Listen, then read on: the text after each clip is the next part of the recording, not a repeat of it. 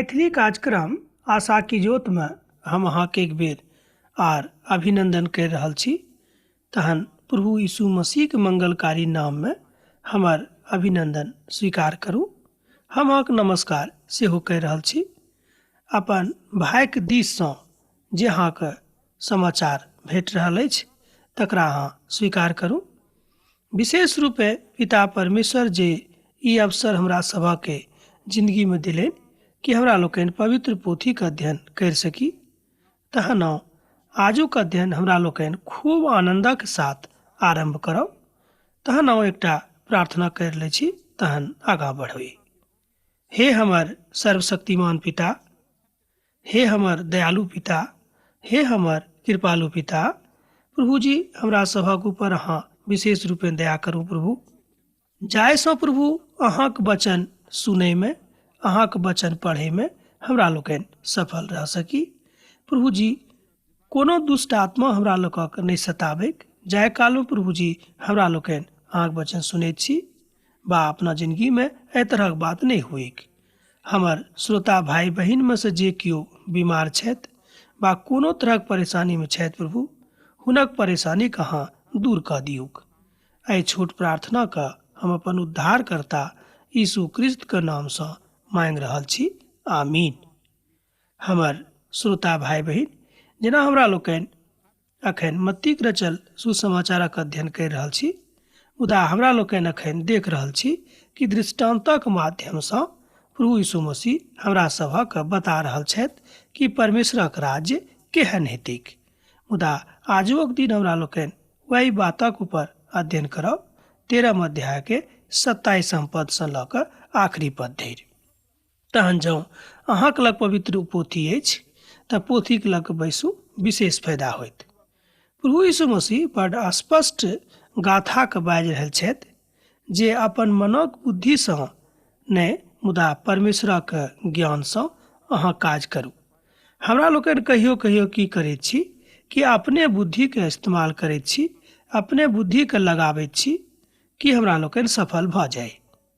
हमर भाई बहिन, हमर मित्र वर, हम ही नहीं कहै छी कि अहाँ अपन बुद्धि के नहीं लगाऊ, कियाक तऽ परमेश्वर बुद्धि देने छथिन। कियाक ई बात तऽ बड़ पैघ अछि, मुदा पवित्र पोथी बता रहल अछि कि कोनो काज आरंभ करे से पहिने पिता परमेश्वरक की इच्छा छनि तकरा अहाँ जानियौक।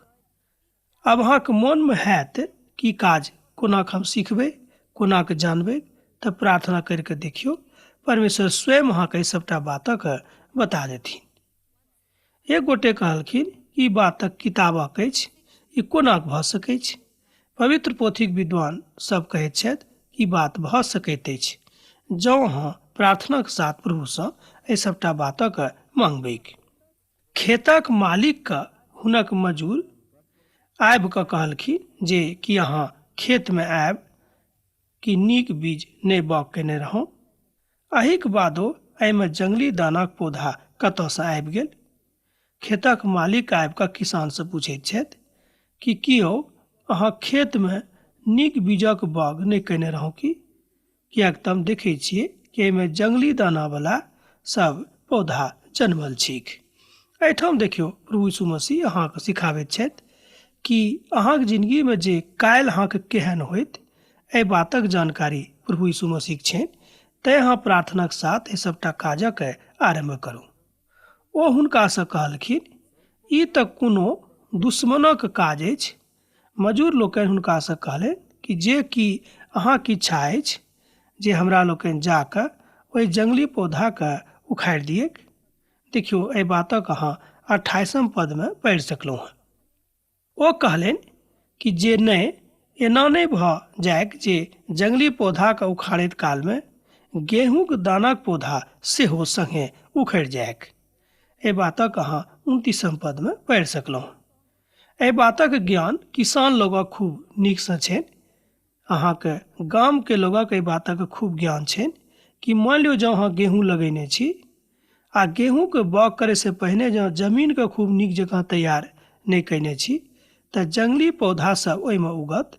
मुदा जहन अहाँ कुनैनी करबैक तऽ ताहि काल में गेहूँ के भऽ सकै जे पौधा अछि जंगली पौधाक संगे संगे ओहो उखड़ि जायत। ई संभव रहैत अछि। मुदा ई कोनाक नहि हैत कि जहन अहाँ जमीनक तैयारे करि रहल छी ताहि कालमे जमीनक खूब नीकसँ तैयार करी वा एहन भूमिके चुनाव करी जाहि भूमिमे एहि तरहक बात नहि होइत अछि।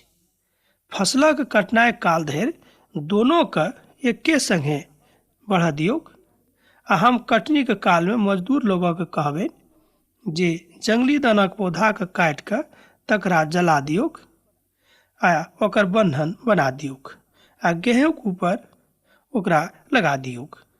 एहिठाम हमरा लोकनि देख रहल छी कि प्रभु यीशु मसीह कहैत छथि कि जे नीक दानाक गाछ अछि तकरा अहाँ अलग कऽ दियौक आ जे नीक दानाक पौधा नहि थिक तकरा अहाँ जला दियौक। अर्थात प्रभु यीशु मसीह कहैत छथि कि अहाँक अन्दरमे जे बुराई अछि तकरा अहाँ अपना जिन्दगीसँ निकालि दियौक आ जे नीक गुण अहाँक जिन्दगीमे अछि तकरा अहाँ रहऽ दियौक। ई एकटा बड्ड पैघ महत्वपूर्ण तथ्य थिक जे प्रभु यीशु मसीह अपन लोकके छोट छोट दृष्टांत दऽ कऽ एहि बातक बुझाबैके प्रयास करि रहल छथि। जँ अहूँके मोनमे एहि तरहक कथा सीखैके इच्छा अछि तऽ हमरा संगे अहाँ रोज रहू आ सीखैत रहू। अपन प्रभुके अहाँ ज्ञानक सागर बुझू, अपन प्रभुके अहाँ सर्वशक्तिमान बुझू, किएक तऽ सत्य रूपमे ओ छथि, एहिमे कनिको संदेह नहि थिक। मुदा ओ ज्ञान देबैमे वा कोनो चीज देबैमे अहाँक संगे कोनो तरहक कंजूसी नहि करता है। एहि बातक आश्वासन हम अहाँके दऽ रहल छी। अहाँ अपन मोनमे कोनो तरहक संदेह नहि राखब। जतेक काल धरि अहाँ एहि दुनियामे छी आ एहिके बादो जे एहि दुनियामे अहाँ जायवला छी ओतौ पिता परमेश्वर अहाँक संगे रहता है। किएक तऽ साधु पौल कहैत छथि कि जे केओ एहि जिन्दगीमे प्रभु यीशु मसीह पर विश्वास राखैत छथि खाली यही जिन्दगीमे तऽ हम कहबनि ओ बड्ड अभागा मनुष्य छथि। देखियौ, साधु पौल आगुओक जिन्दगीमे अर्थात अनंत कालक जिन्दगीके विषयमे सेहो एहिठाम बाजि रहल छथिन। जंगली पौधाक दाना दोनों एहि संसारमे उचित अछि या एना कहियो कि उगैत अछि, किएक तऽ हुनको एहि संसारमे उगयके छनि आ जे नीक दाना छै तकरो एहि संसारमे उगैके छैक। स्वर्गीय राजक और शैतानक राजक प्रगतिक चिन्ह एहिठाम बतायल गेल छै। अर्थात एहिठाम दोनों अछि। आजुक कलीसियाक दशा बड्ड नीक नहि अछि। लोकसभ गेल प्रार्थना करबाक लेल आ मुदा ओतयसँ चलि आयल। लोक विशेष रूपे एहि बातक ध्यान नहि दैत छथि कि कलीसियाके जतेक सदस्य छथि हुनक मुख्य काज की छनि, अर्थात नीक दानाके नीक भूमि पर खोज कऽ तकरा ओतऽ बाउग करनाइ। मुदा कलीसियाके सदस्य लोकनि एहि बातक बिसरा दैत छथिन। ओ कलीसिया गेलाह, प्रार्थना करि लेलखिन, ओतयसँ चलि एलखिन। ओ बुझैत छथि कि कलीसियाके जे अगुआ छथि ई काज मात्र हुनके टा छनि, मुदा आ दोसर कोनोके नहि छनि। हमर भाई बहिन, हम अहाँसँ कहैत छी विशेष रूपे जे कलीसियाके सदस्य छथि हुनका लेल हम विशेष रूपे एहि बातक बाजि रहल छी। एहि बातक अहाँ नहि करब, किएक तऽ प्रभुके ई बात पसंद नहि छनि। रायके दानाक दृष्टांत एहिठाम देवल गेल छै। प्रभु यीशु मसीह हुनका और एकटा दृष्टांत सुनौलथि। स्वर्गक राज रायके दानाक समान अछि, जाहि दानाके केओ मनुख लऽ कऽ अपन खेतमे बाउग कऽ देलनि। एहि बातक अहाँ 31 पदमे पढ़ि सकलहुँ हँ। जँ अहाँके लग पवित्र पोथी अछि तऽ एहि बातक अहाँ सत्यापन ओहिठाम करि सकलहुँ हँ। 100 के दानाक लगभग सब प्रश्नक दानासँ छोट होइत अछि। हमरा लोकनि जानैत छी कि रायके दानाक जे आकार अछि ओ बड्ड छोट होइत अछि। 100 दाना जहाँ दोसरके लेबै हम बुझैत छी रायके दानाके बराबर हेतैक। भऽ सकै जे किछु पैघ भऽ जेतै, से तऽ हम नहि बाजि सकलहुँ हँ पूरा पूरी। मुदा ई बात सत्यक थिक जे रायके दाना बड्ड छोट होइत अछि। मुदा जहन ओ बढ़ि जाइत अछि तऽ एना कहियो सब तरहक प्रकाश जे सूरजक प्रकाश पर आबैत अछि ओहि दानाके बढ़ाबैमे, ओहि पौधाके बढ़ाबैमे मदद करैत अछि। यह थिक परमेश्वरक वचन। परमेश्वरक वचन अहाँके जिन्दगीमे बढ़ैके अहाँके मदद करत। सरंगसँ जे बरखा होइत अछि सेहो अहाँके जिन्दगीके मदद करत, अर्थात अहाँके दानाके बढ़ैमे मदद करत। एहि बातक सत्यापन अहाँ 32 पदमे करि सकलहुँ हँ। एहिठाम राय के पेड़क कलिसियाक आ रायक दानक कलिसियाक विश्वासीक संज्ञा देवल गेल अछि। जे फल देबयवला पेड़ होइत अछि तकरा विश्वासीक प्रतीक चिन्ह बतायल गेल छैक, आ जे फल देबयवला नहि अछि तकरा कलिसियाक प्रतीक चिन्ह, जे सदस्य छथि, प्रतीक चिन्ह नहि बतायल गेल छैक। जँ मान लियौ कोनो पौधा अछि जँ फल देबयवला नहि अछि, कोनो पेड़ अछि आ मुदा फल देबयवला नहि अछि, तऽ तकरा राखयसँ कोनो फायदा नहि होइत। एहि बातक जे किसान लोकसभ छथि खूब नीकसँ बुझैत छथि। यह थिक परमेश्वरक राज। आ एही तरह प्रभु यीशु मसीह छोट छोट दृष्टान्तक माध्यमसँ हमरा सब गोटेसँ परमेश्वरक राजक विषयमे कथा कहि रहल छथि। मुदा हमरा लोकनि एहि सभटा बातक बुझि सकलहुँ हेँ। मुदा जहन रायक दाना उगि कऽ बढ़ि कऽ गाछक रूप धारण करैत अछि तहन ओ बहुत लोकक लेल आशीषक कारण बनैत अछि। स्वर्गक राजक विषयमे और एकटा बातक एहिठाम बतायल गेल अछि जे प्रभु यीशु मसीह और एकटा दृष्टान्तक दऽ रहल छथि। प्रभु यीशु मसीह और एकटा दृष्टान्तक हुनका सुनौलनि। स्वर्गक राज खमीरक समान अछि, जकरा कोनो स्त्री लऽ कऽ 3 पसेरी आटामे मिला देली, और होइत होइत ओ सब आटा खमीर भऽ गेल। एहिठाम देखियौ प्रभु यीशु मसीह बता रहल छथि कि जँ अहाँ मान लियौ अपन कलीसियामे मात्र एकटा सदस्य छी, आ जँ अहाँ जाकऽ बाहरमे बहुत लोकक कहबै कि अहाँ प्रभु यीशु मसीहके राजमे आउ, तऽ ओ सब जहन अहाँसँ मिल जायत तऽ इएह अछि परमेश्वरक राज। मित्रवर, एहि बातक कनिक अहाँ विचार करियौ। सुनैमे तऽ बड्ड छोट जकाँ लागैत अछि, मुदा ई सबटा बात, ई सबटा सिद्धांत बड्ड कठोर अछि, बड्ड गंभीर अछि। जेना एहि प्रभु यीशु मसीह एहि द्वारा छोट छोट सिद्धांत दऽ कऽ, दृष्टांत दऽ कऽ बता रहल छथिन कि हमरा लोकनि ई सबटा बातक नीकसँ बुझियैक।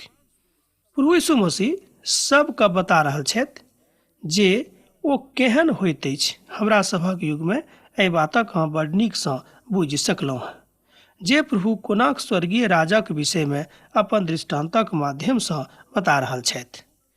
जँ अहाँ प्रभुक लोक थिकहुँ हेँ तऽ स्वर्गक राजाके एहि सभटा बातक अहाँ नीकसँ बुझि सकलहुँ हेँ।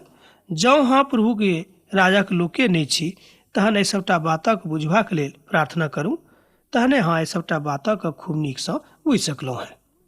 प्रभु यीशु मसीह बड्ड, जेना हम कहलहुँ हेँ, छोट छोट सिद्धान्तक माध्यमसँ, छोट छोट दृष्टान्तक माध्यमसँ स्वर्गीय राजक विषयमे बता रहल छथि। एहि सभटा बातक प्रभु यीशु मसीह दृष्टान्तक माध्यमसँ कहलनि, जाहिसँ हमरा सभक बुझैमे बहुत बेसी एना कहियो दिमाग खर्च करैके जरूरत नहि पड़ैक। बिनु दृष्टान्तक ओ हुनका किछुओ नहि कहैत रहथि, किएक तऽ जे वचन भविष्यवक्ताके तरफसँ कहल गेल रहनि ओ पूरा होइक।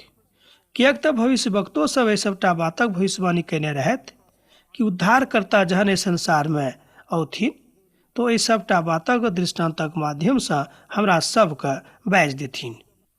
ओ जे किछु बाजैत रहथि ओ दृष्टान्तक माध्यमसँ कहैत रहथि वा बाजैत रहथि। एहि सभटा बातक उत्पत्तिके कालसँ लऽ कऽ लुकायल गेल रहैक, तकरा हमरा लोकनि प्रभु यीशु मसीह कालमे प्रकट होइत देखैत छियैक।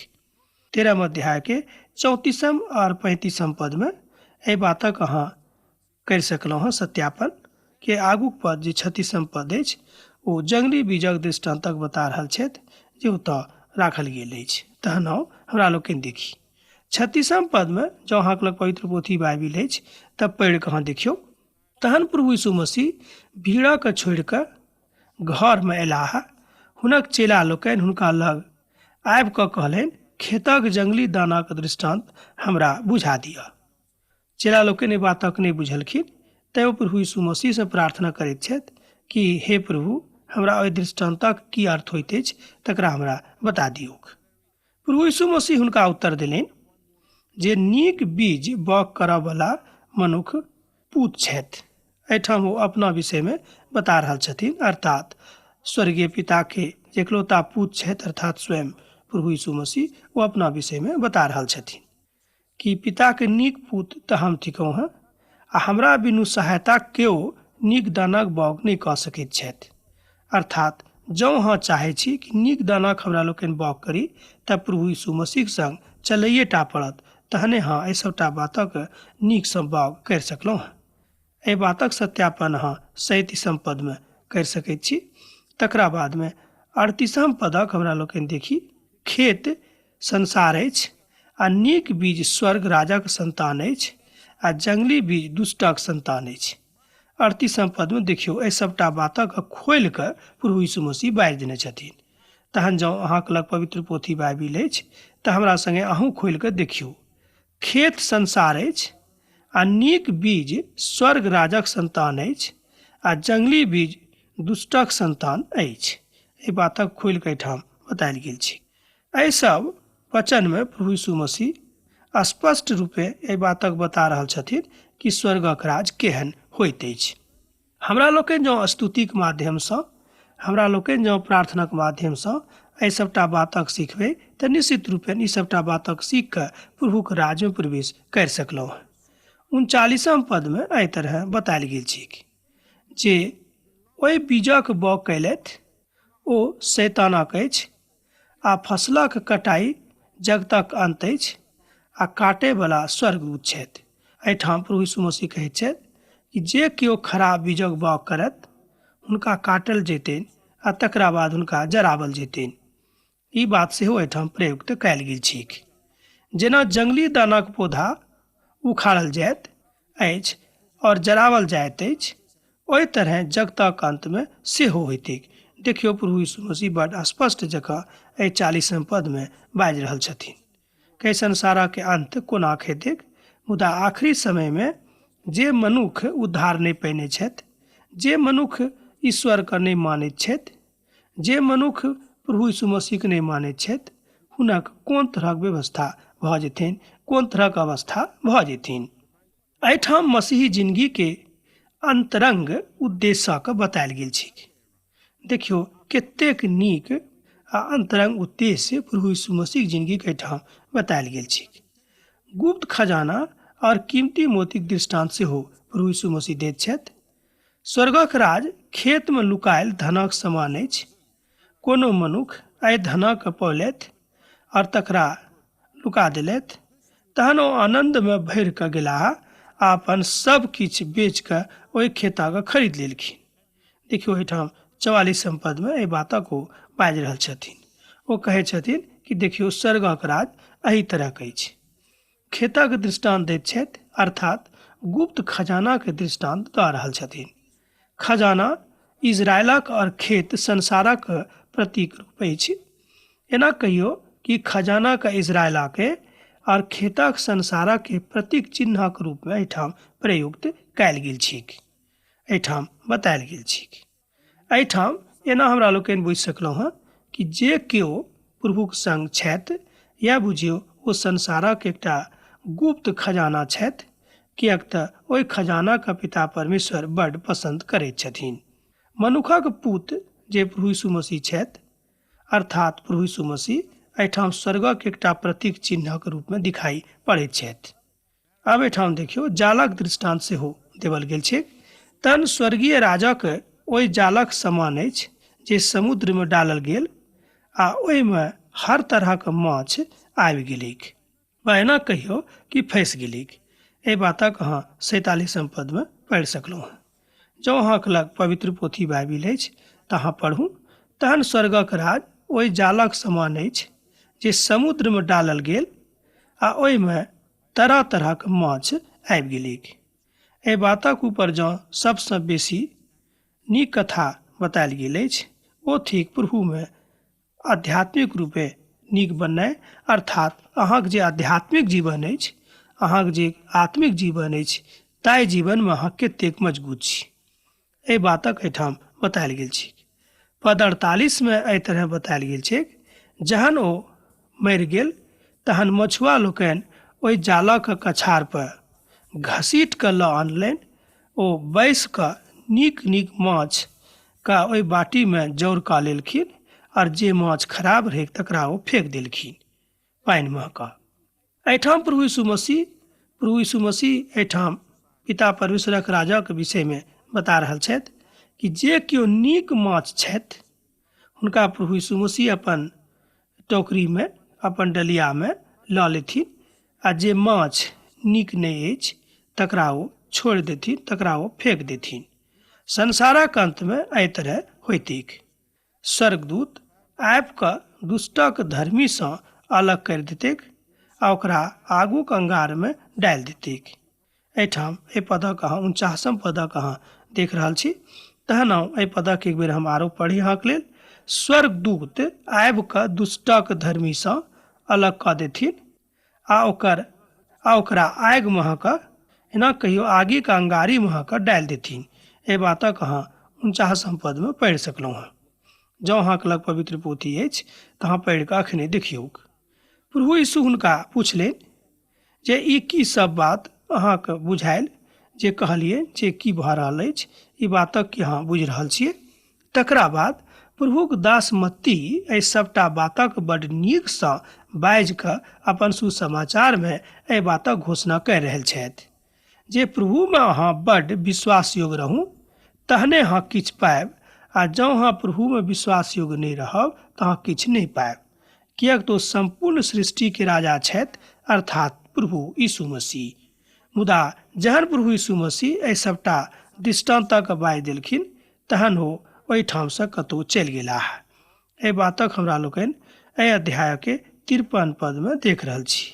प्रभु यीशु मसीह एहिठाम एहि बातक अभिव्यक्ति करि रहल छथि कि जे ओ प्रभुक संग आ प्रभुक दासक चिन्हैत छथि हुनका प्रभु चिन्हतैक, आ जे नहि चिन्हैत छथिन हुनका प्रभु नहि चिन्हतैक। देखियौ कतेक गंभीर बात एहिठाम बतायल गेल छैक।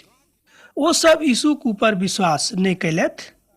यीशु हुनका कहलनि जे हे भविष्यवक्ताक अपन नगरी अपन गाम छोड़ि कऽ आर कतहु निरादर नहि होइतिक। एहिठाम प्रभु यीशु मसीह अपना विषयमे बाजि रहल छथिन कि जे केओ भविष्यवक्ता एहि संसारमे परमेश्वरक चुनल विशेष रूपे पठायल लोकसभ छथि ओ अपन गाममे अपन परिवारमे इज्जत नहि पौथिन। ई बात प्रभु यीशु मसीह अपना विषयमे स्वयं बाजि रहल छथिन। देखियौ कोना बतायल गेल छै। ओ सब यीशुक ऊपर विश्वास नहि कयलथि। यीशु हुनका कहलनि जे भविष्यवक्ता अपन नगरी अपन गाम छोड़ि कऽ आर कतहु निरादरक पात्र नहि हेता। प्रभु यीशु ओतऽ ढेर सामर्थ्यक काज कयने रहथि, ढेर सामर्थ्यक देखौने रहथि, एहिके बादो ओतक लोग हुनका ऊपर विश्वास नहि करलखिन। हमर मित्रवर, हमर भाई बहिन, पवित्र पोथीमे लिखल गेल छै कि जे परमेश्वर ताय कालमे छलाह वह परमेश्वर आजुक दिनमे छथि। पवित्र पोथीमे बतायल गेल छै परमेश्वर कहियो बदलैवला परमेश्वर नहि छथि। वह यीशु मसीह आजुक दिन अहाँके स्वर पारि कऽ बजा रहल छथिन। जँ प्रभुके स्वर अहाँ सुनि रहल छी तऽ अहाँ प्रभुके लग चलि आउ। ई बात अहाँके लेल बड्ड नीक होइत। प्रभुके आवाज, प्रभुके स्वर जँ अहाँके लग आबि रहल अछि, किएक तऽ प्रभु स्वर पारि कऽ अहाँके बजा रहल छथि, अहाँ हुनका लग चलि आउ। ई सबटा दृष्टान्तक अर्थ इएह भेल। पवित्र पोथीक विद्वान कहैत छथि कि जे केओ प्रभु यीशु मसीहके स्वर सुनि कऽ हुनका लग नहि आबैत छथि ताहिमे प्रभुक कोनो गलती नहि छनि, मुदा आबैएवला गलती छनि। ओ तऽ आबैत छथि कि नहि। तहन अब अहाँसँ विदा होइके काल भऽ रहल अछि। आजुक दिन आजुक अध्ययन हम एहिठाम समाप्त करि रहल छी। हाँ, एकटा बात जरूर जल्दी जल्दीमे कहब कि पाती लिखनाइ नहि बिसरब। प्रभु यीशु मसीहक प्रेम, हुनक दया आ करुणा सदिखन अहाँक जिंदगीमे बनल रहैक। आमीन।